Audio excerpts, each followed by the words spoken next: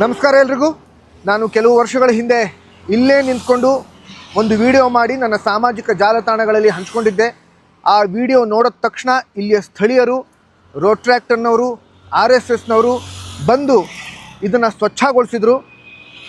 ಇದು ಕುಪ್ಪಾರೆಡ್ಡಿ ಕೆರೆ, ದಯವಿಟ್ಟು ತೋರಿಸಿ.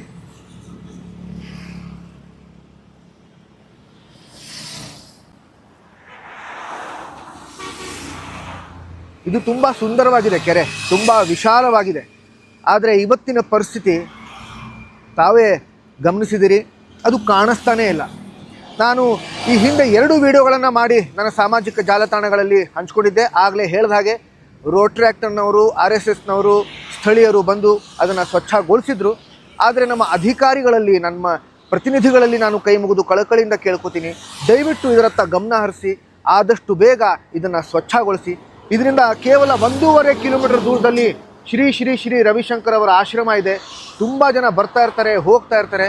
ಅವ್ರುಗಳ ಮುಂದೆ ನಾವು ಮಾದರಿ ಆಗಬೇಕು, ಬೇರೆ ದೇಶಗಳಿಗೆ ನಾವು ಮಾದರಿ ಆಗಬೇಕು, ನಮ್ಮ ಮುಂದಿನ ಪೀಳಿಗೆಗೆ ನಾವು ಮಾದರಿ ಆಗಬೇಕು. ಹಾಗಾಗಿ ಇದನ್ನು ಸ್ವಚ್ಛಗೊಳಿಸಿ.